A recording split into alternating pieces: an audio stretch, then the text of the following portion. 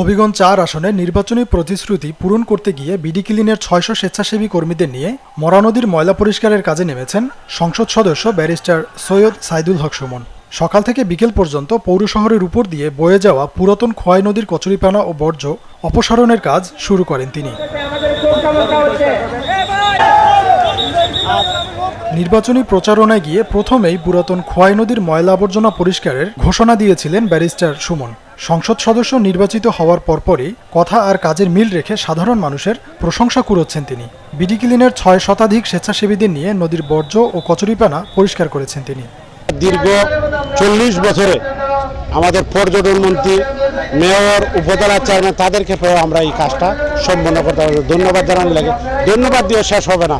আমাদের মাননীয় এমপি সাহেবকে, যিনি যা বলেন তা করেন এবং মানুষের সর্বাত্মক সহযোগিতা আছে। আজকে চুনারঘাটে একটা ঐতিহাসিক দিন আমি মনে করব। যে ময়লা এই পুরাতন খোয়াই নদীতে ফেলা হয়েছে এই পুরসভার, চুনারঘাট পুরসভার, এর আগে কোনো এমপি, কোনো মন্ত্রী, কোনো পুর মেয়র এই কাজটি করতে পারেন নাই।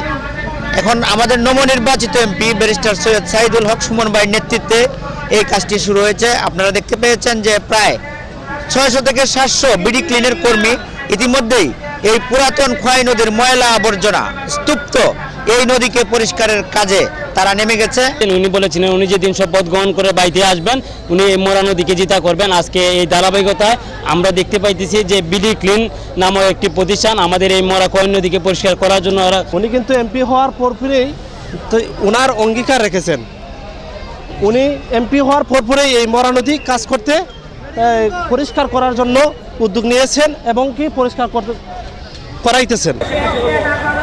এলাকাবাসী জানান, দখল দূষণে অস্তিত্ব সংকটে চুনারুঘাটের পুরাতন খোয়াই নদী। সকাল থেকে শুরু হয় পরিচ্ছন্নতার কাজ। ৩ যুগ পর নদীটি উদ্ধারে খুশি তারা।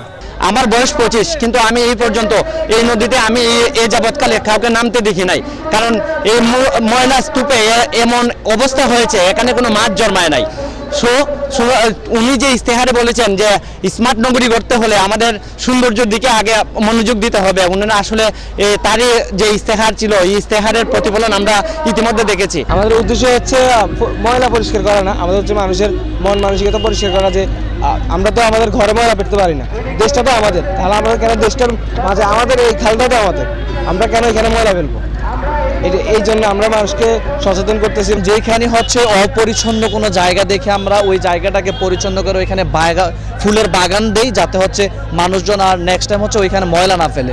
তো সেই সূত্র থেকে আজকে হচ্ছে আমরা এই নদীটা, যে মরা নদীটা সুমন ভাই বলতেছিল যে এই নদীটা হচ্ছে পরিষ্কার পরিচ্ছন্ন করার জন্য আমরা সারা বাংলাদেশ থেকে প্রায় ১,০০০ বিডি ক্লিন সদস্য আজকে এখানে আসছি। দীর্ঘদিন পড়ে থাকা ময়লার ভাগাড়ে পরিণত হওয়া নদীটি পরিষ্কার করায় সাধারণ মানুষ খুশি বলে জানিয়েছেন বিডি ক্লিনের প্রধান সমন্বয়ক। সারা বাংলাদেশ থেকে হচ্ছে আসছি প্রায় ৬৫০ মেম্বার আমাদের এই আজকের কার্যক্রমের জন্য, এবং আমরা হচ্ছে আজকে সকালে আসছি সবাই।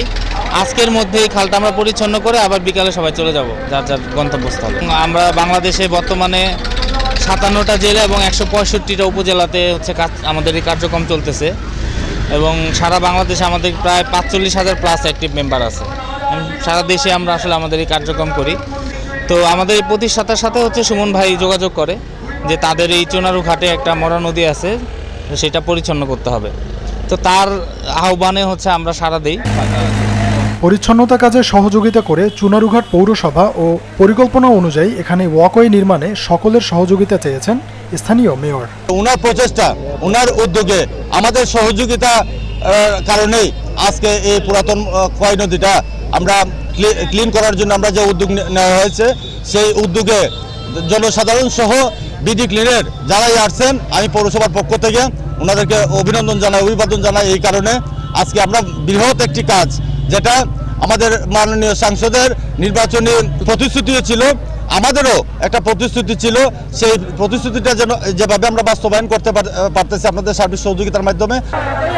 স্বেচ্ছাসেবী সংগঠনটিকে ধন্যবাদ জানিয়ে নবনির্বাচিত সংসদ সদস্য ব্যারিস্টার সুমন বলেন, তিনি তার নির্বাচনী ওয়াদা পূরণে কাজ করছেন। ৩ মাসের মধ্যে চুনারুঘাট মাধবপুরকে ময়লা আবর্জনা মুক্ত করারও ঘোষণা দেন তিনি।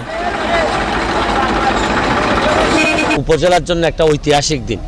৩০-৩৫ বছরের যে ময়লা, যেটা আমরা নিজেরা ফেলে এই ময়লার বাগার বানাইছিলাম, এইটা আজকে খুবই ভালো লাগতেছে যে বিডি ক্লিন প্রায় ৬৫০ কর্মী নিয়ে এসে একদিনের মধ্যে এই পুরাতন খোয়াই নদীটারে সে আপনার পরিষ্কার করে দিবে।